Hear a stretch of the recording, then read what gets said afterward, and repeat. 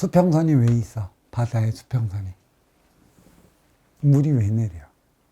바닷물을 쏙 빼버리면 지평선은 높고 낮은 산맥과 계곡이 무지 많걸라. 비가 내리니까 수평을 이루지. 지평선은. 그러니까 시각적 차원이야. 비가 내리지 않는 지평선은 뭐라고 그래서 마천루라고 그래서 가까이 가봐. 울국불국의 지고화가 있어 갖고 힘의 논리로 살아가는 거야. 그래서 물이 사랑이라는 것이지.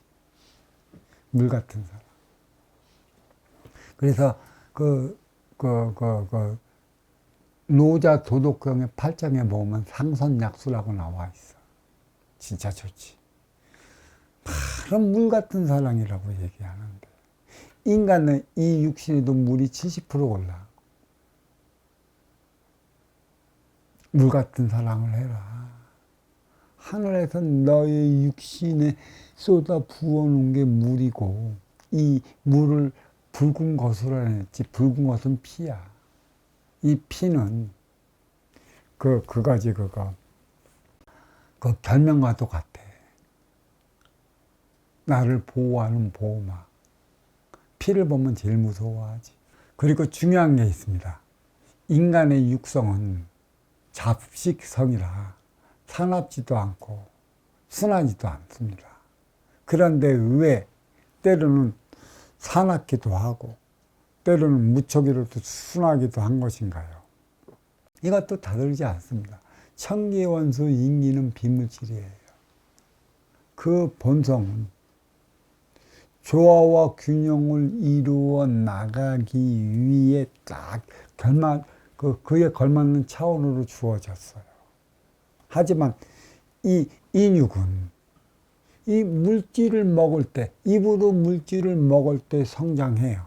딱 때가 되면 성장 발육이 그에 따라 딱 되게 있어요. 인간에게 있어 육신의 성장은 37은 20일, 21살 전후로 인해 인간의 육성의 성장 발육은 그에 맞춰져요.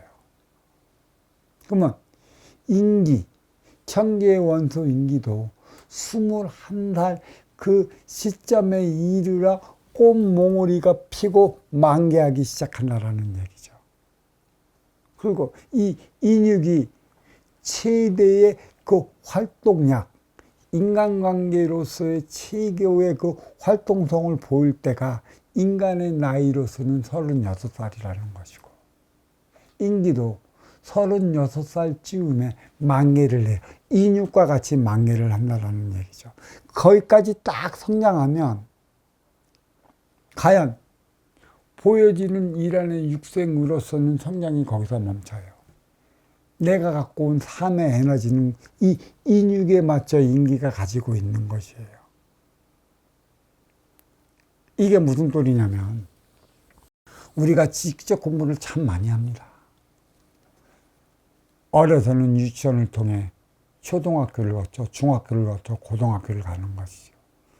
대부분 기초교육은 고등학교 때까지 이루어진다라고 얘기할 수가 있어요. 대학교 들어가면 온갖 수능을 많이 보잖아. 그러니까 지식적인 차원은 고등학교 때까지 다 먹는 것이에요. 대학교에서는 내가 몰랐던 그 지식을 습득하는 차원이지, 너의 그 뿌리의 지식을 쌓는 과정이 아니라는 것이에요. 그러니까 대부분 뭐예요? 이 지식적 차원을 공부하는 이들이 고등학교 때 배웠던 지식을 가지고 대학교 때 자기 전공을 통해 지식의 꽃을 무르익어 나가게끔 만들어 놔요. 그걸로 이제 자기 육생의 삶의 토대를 만들어가고 있는 것이죠. 나의 천계원도 인기와 나의 지기세포 인육은 같이 동료를 이루어요. 조화와 균형을 이루어 나가기 위해 맞춰져 있는데, 문제는 이 지식을 먹는 과정에서 무엇이 인기에 들어가고 무엇을 먹느냐에 따라 갖고 인육의 차원은 달리 나타나기 시작한다는 것이에요. 그것을 무엇으로 증명할 수 있느냐? 오행 관상이라는 것이죠. 어려서 아기들의 오행은 이루 말할 수 없이 티없지 말고 깨끗해요, 아이들은. 그러면 성장하면서부터 오행이 바뀌어요. 주변의 환경에 의한 것도 있고, 지식을 배우면서 같이 배움에 따라 함께 해 나가는 이들을 통해 오행이 바뀌는 것이고, 또 이 오행은 청소년 시기에 들어 3, 7은 20일 성인 시절을 맞이해서 또 음양합의의 자원 결혼할 때에 또 오행이 또 바뀐다는 얘기죠. 그리고 가장 오행이 많이 바뀌는 시기가 언제인가? 행의 연장 사회로 진출하면서부터 오행이 바뀐다는 것이죠. 그럼 관상이라고 그래요. 왜 오행이 바뀌는가?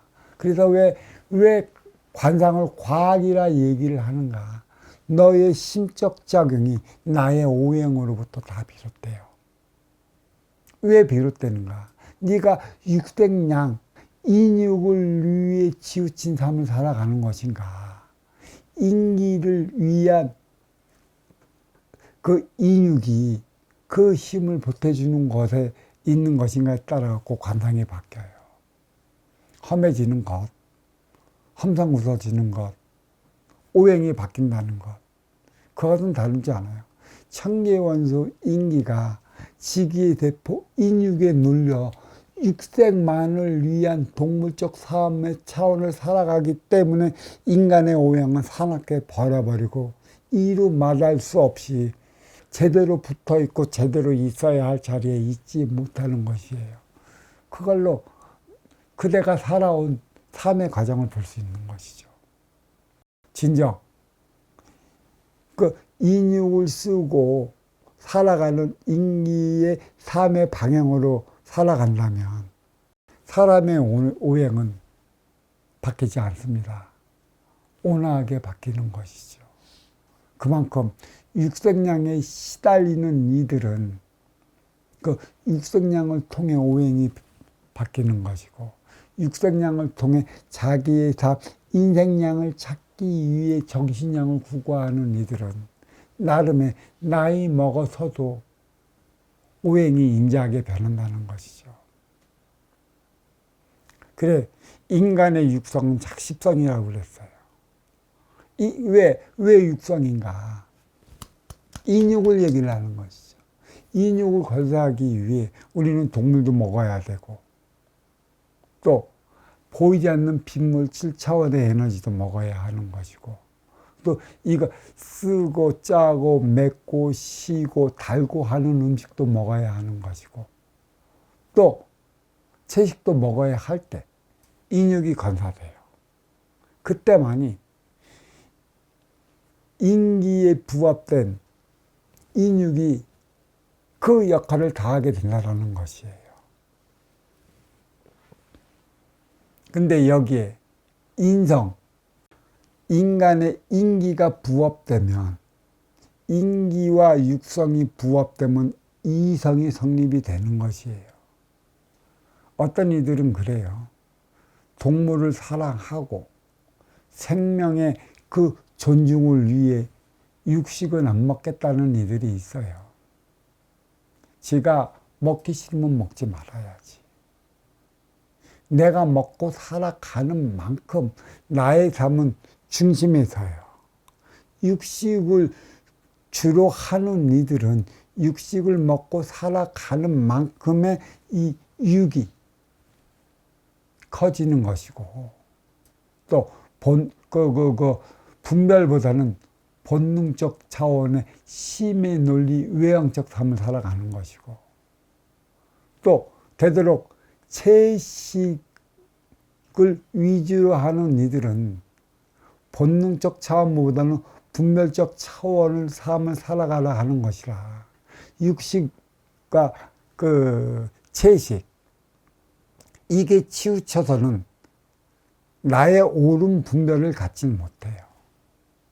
물론 네가 무엇을 위해 어떻게 살아가느냐에 따라 갖고 음식의 섭생도 가장 문제가 있는 것이지만, 인간은 골고루 먹을 때 어느 쪽으로 치우치지 않는 삶을 살아간다. 그러니까 그 육성에 인기가 부합된 삶은 조화와 균형을 이루어 나가기 위한 것에 있어요. 힘을 쓰는 이들은 힘을 써야 하겠지. 힘을 쓰지 못하는 이들은 힘을 그만큼 안 쓰는 만큼의 그만한 에너지가 필요하지 않겠지만, 그래도 우리는 골고루 주어진 음식을 섭생을 해야 한다는 것이에요. 나중에 우리나라 이 비빔밥이 인류 그 육생에 관한 그 영양분을 얼마만큼 기여하는지는 나중에 더 드러날 것입니다. 골고루 비벼 먹어야 하는 것이죠. 그리고 푹 익힌 음식을 먹어야 하는 것이에요. 제가 이 앞서 양심의 탄생을 얘기를 하는 것이죠. 양심은 겉으로 드러나는 것, 음식은 그 보이지 않는 속에 있는 것. 우리는 그거를 가리켜 항아리라 얘기할 수가 있어요. 항아리 문화.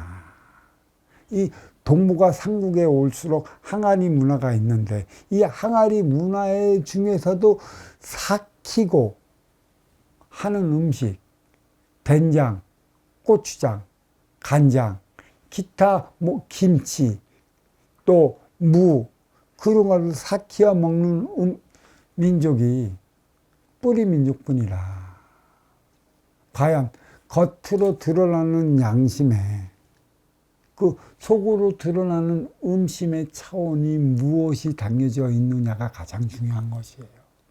그래서 저는 인간의 육성은 작집성이라 사납지도 않고 순하지도 않아요. 근데 때로는 누구를 만나느냐에 따라 갖고 내 성격적 성향이 사납게 드러나기도 하는 것이고, 사납던 나의 성격적 성향이 부드럽게 또 순하게 드러나기도 하는 것이죠.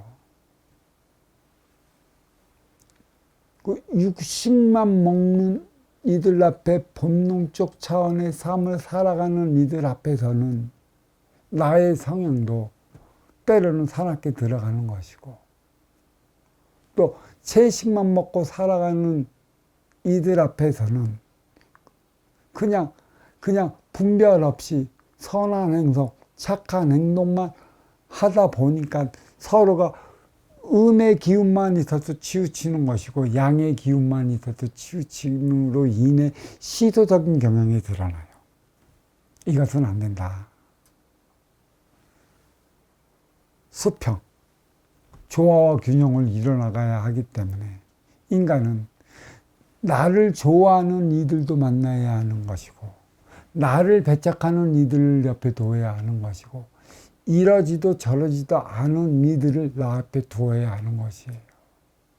내가 이 유튜브를 하며 법문을 싫다가 때로는 리플 댓글 다는 창을 열었다 닫았다.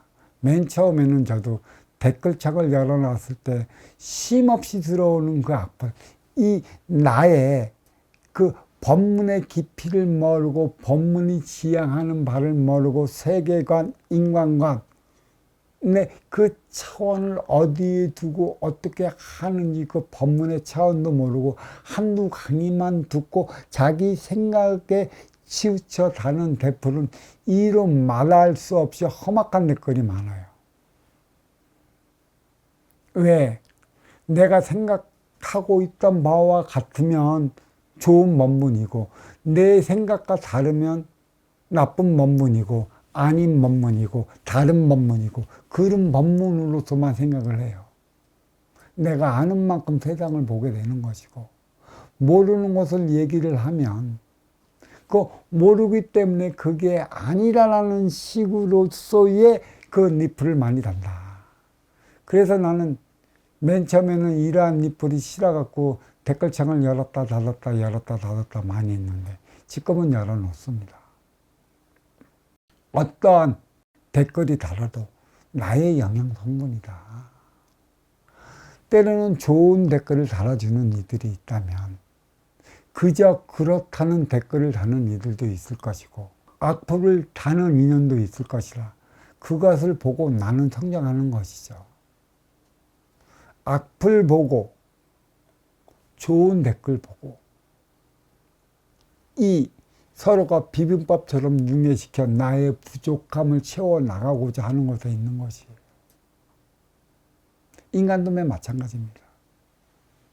나의 좋은 인연, 내 소리에 좋은 소리만 하는 이들의 얘기만 들으면 나는 걸로 치우쳐요. 또 항상 나를 싫다 뭐다 나를 배척하는 이들만 보면 나는 나의 삶의 중심을 잊어버린다는 얘기죠.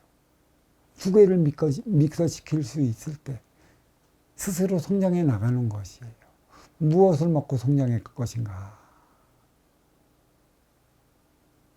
내가 조화와 균형을 이루어 나가는 삶의 중심을 잊어버린다면 좋은 댓글만 달기를 갈망할 것이고 또 악플을 달아도 흔들리지 않을 것이에요. 작십성인 것은 이육을 건사시킬 때만이 천기원수 인기가 그 인육과 더불어 하나 되어 살아가는 인간으로서의 그 삶을 살아가는 것이에요. 물질은 사고, 비물질은 정이라. 사와 정이 중심을 이뤄나가는 것이고 사회, 치우친 사회의 중심을 잡아나가는 것은 비물질 자원 정이라. 그걸 정신량이라 얘기를 하는 것이죠. 그를 통해 성장해 나가는 것이고 분명한 철학은 조화와 균형, 태극에 있다.